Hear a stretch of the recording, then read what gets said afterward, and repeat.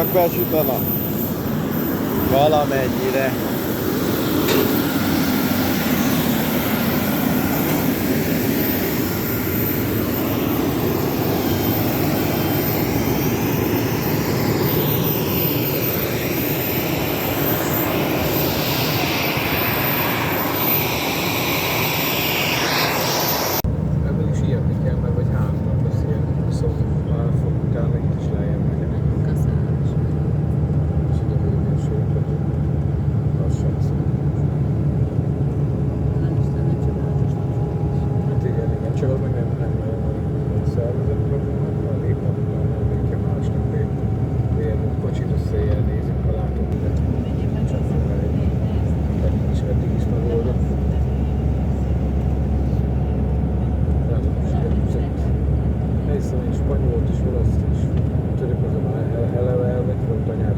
Kis-sziget, kisváros, kis életszínvonal. Neki az arab népség.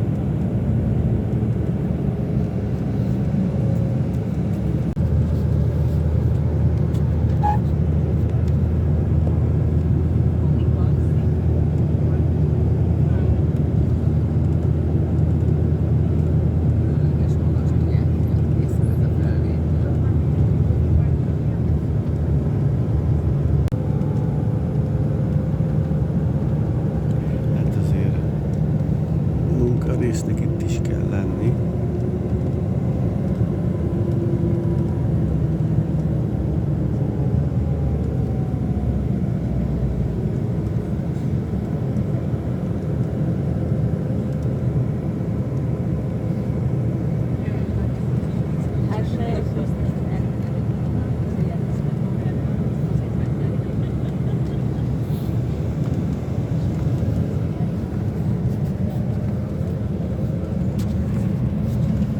Sziasztok! Megérkeztünk, harmadik emeleten, új építési részen vagyunk. Ez a hátsó látvány, nem a mi erkélyünk, de mivel az utolsó szobában vagyunk, ezért innen bármikor ki is ülhetünk és nézelődhetünk, azért ez elég szép látvány. Na most megyünk a szoba felé, apukátok félmeztelenül az ajtóba. Elég jó a szoba, ilyen szép zöld, görögös ajtó, padlós, egész jól néz ki. Itt vannak a szekrények az előszobába, fürdőszoba, úgyhogy nagyon jó, hogy a modern változatot kaptuk, mert az egész jó.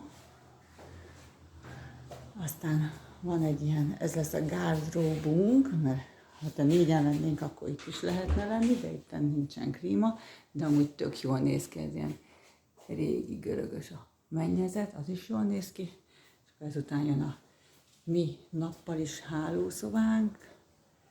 Itt fogunk aludni vélhetőleg, mert itt van klíma, itt is ilyen szép a mennyezet. Nagyon szteril üveg az ajtó, és igaz, hogy a medencére nézünk, de nyugati fekvésű. Ez a kis erkélyünk, ami nem is olyan kicsike. Ezt láthatjuk a medencét, ott a távolba a tenger, erre meg majd a naplementét nézzük. Úgyhogy egész jó, reméljük jó lesz minden. Puszi! Sziasztok! Ez is a hotelhoz tartozó rész.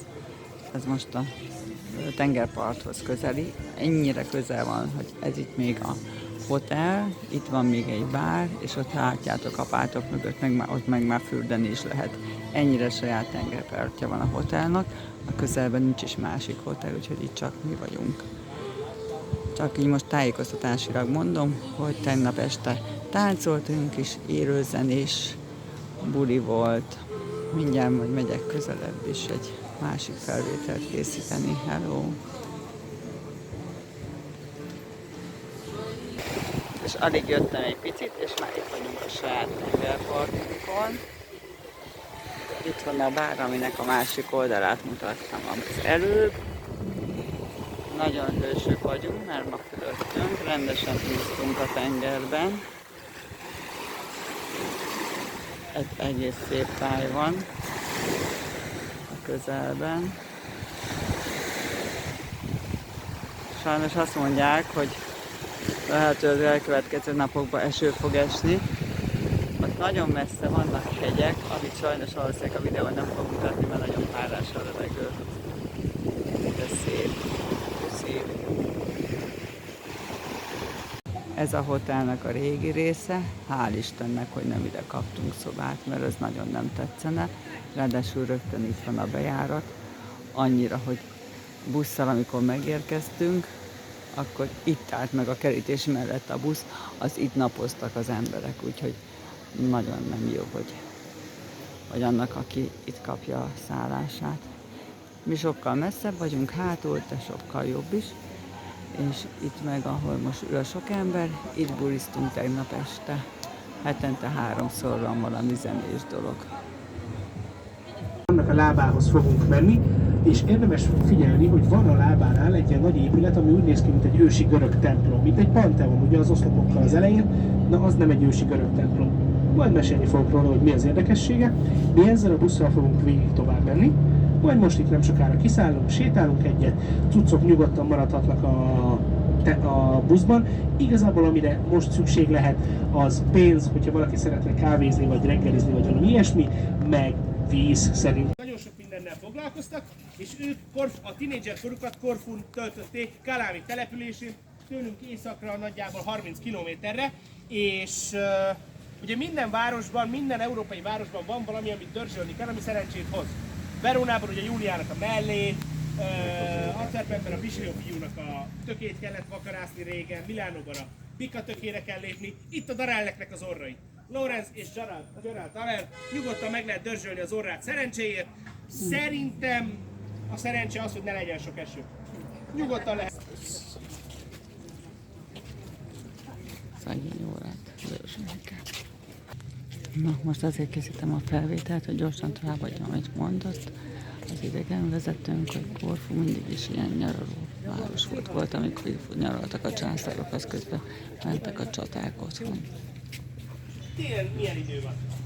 Fagy szinte sosincs. Szóval főleg itt tenger közelében, itt tengerparton, itt nem volt fagy, nem is lesz soha, maximum az atomháború után, de itt soha nem volt fagy, és ugye ez a fa azért ilyen szép és nagy. Valószínűleg elég sok embernek lehet otthon ekkorában. Kis magnólia, vagy fikusz, van aki ennek hívja, van aki annak. Ez viszont egy 400 éves fa, a mai napig él, növekszik, gyökereit leengedi a földbe, és ebből lesznek az új galljai, és levedzik, ez azt jelenti, hogy nagyon egészséges állapotban van. Itt sosincs fagy. Szóval ez a növény, ez otthon elfagyna, itt sosincs fagy. A hegyek között nagyon-nagyon ritkán, az elmúlt 30 évben kétszer volt hó, kb. 10 percig. De ez csak a hegyek között. Lógatja a gyökereit, hagyni a figyfene. Ez egy pici kis növény nálunk. Talán legöregebb temploma ez az épület, talán, és az az érdekessége, hogy kihez tartozik ez a templom. 2 ember típushoz. Egyszer a halászokhoz, relatív egyértelmű, rá van építve a tengerre. Viszont a másik, hogy miért tartozik hozzájuk, azt nem tudom, a pékekhez. A teória szerint azért, mert mind a 2 élelmiszer termesztő. Szóval ők teremtik elő az élelmiszert, a halászok és a pékek, ugye. Az érdekesség az, hogy nevezik a helyiek ezt a templomot. Cupcake templom, vagy muffin templom. Mert úgy néz ki, mint egy pici muffin. Ha valaki ugye, a toronyra koncentrál, akkor egy picit bele lehet látni. Ez az egyik templomkert. 150 laknak ebben a Korfu nevű városban, és mégis 45 templomjuk van.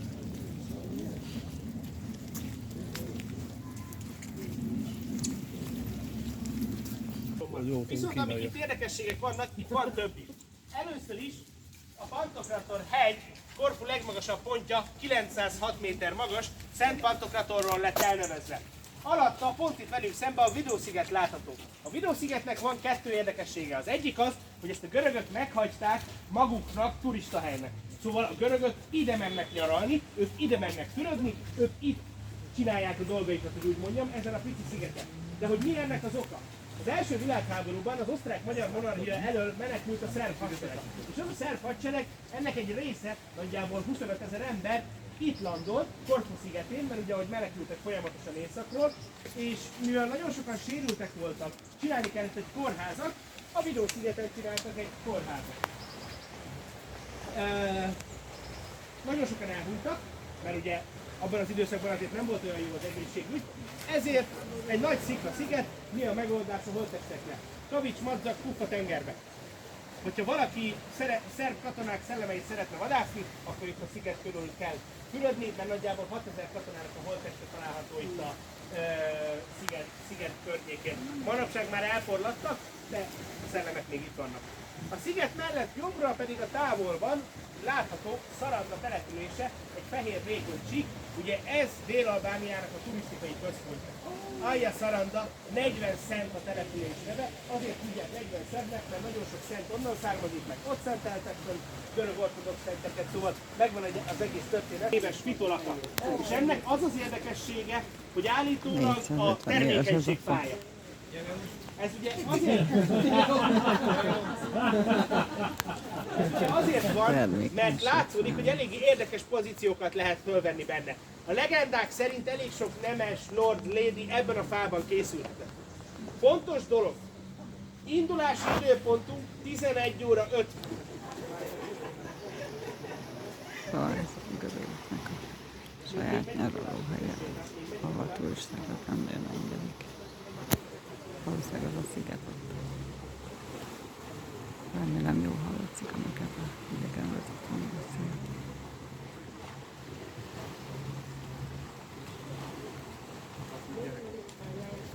Az egyik erődítménye Korfu városának, csak a törökökkel kellett harcolniuk, de mindig nyertek valami varázslatos tűzcsóvával, vagy mivel megjelenő katona hatására a törökök elmenekültek.